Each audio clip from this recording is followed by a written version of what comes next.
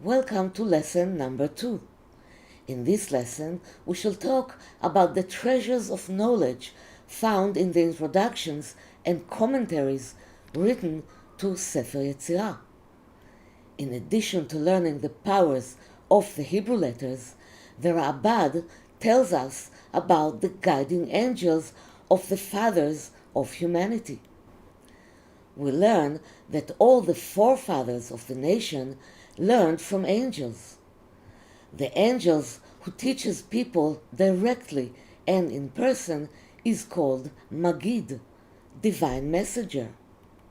There are guiding angels who walk among us in human form, but a great degree of purity is required to reach this status.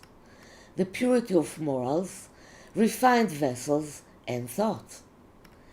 In the introduction to Sefer Yetzirah, we get a list of guiding angels, also called masters or teachers or rabbis.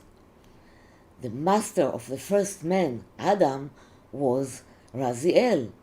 He comes from Sefirat Tiferet.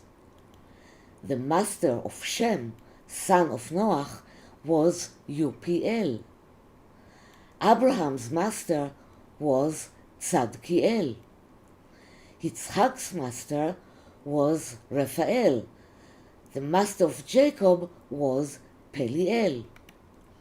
Joseph's master was Gabriel, who came from the left side, the side of Gevorot or Valor in the Tree of Life, and taught Joseph 72 languages in one night, including Hebrew, and thus Joseph was able to rise in his spiritual level above Pharaoh and knew how to solve his dreams. The master of Moses was Metatron, and he accompanied Moses all the way to the entrance to the Promised Land. The master of Eliyahu the prophet was Maltiel, who comes from Sefirat Malchut. Each of these angels would impart knowledge to his disciple in a book or orally. Since at that time books has not been created, the reference is to a spiritual book.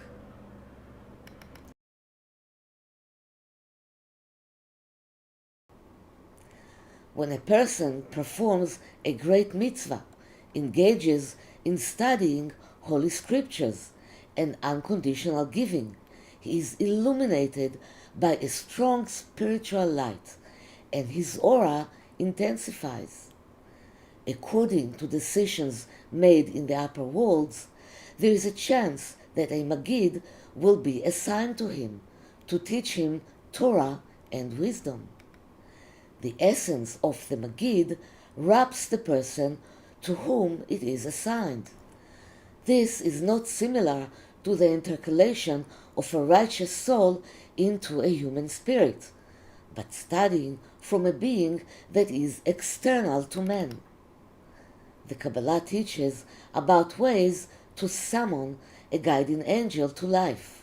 Some methods are implemented through the activation of the 72 names of God.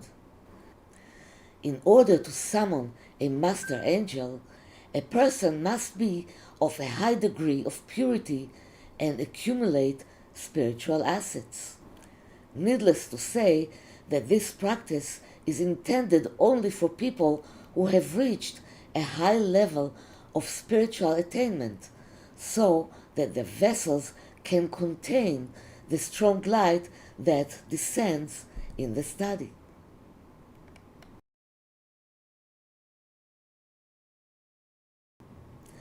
The teaching angels can also enable man to know the future. They help him develop and strengthen the sacred aspects of his soul, and he gets to receive lights of the desire to influence. These are highly accelerated lights which enable leaps in time and the ability to travel in the higher dimensions at great speed. The supreme lights contribute to accelerated progress along the path of life and reaching the reality of the absence of time. In such reality, it is possible to glimpse into the future. Since the future has actually been determined a long time ago, one can see the future as an event that has already happened.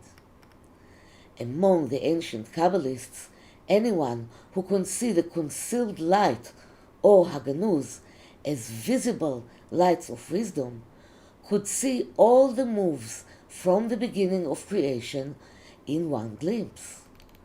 This applies to anyone who manages to cross the barrier to higher consciousness, when the laws of time change for him. In the next lesson, we shall learn about the many interpretations to Sefer Yetzirah. So thank you, and looking forward to seeing you in the next lesson.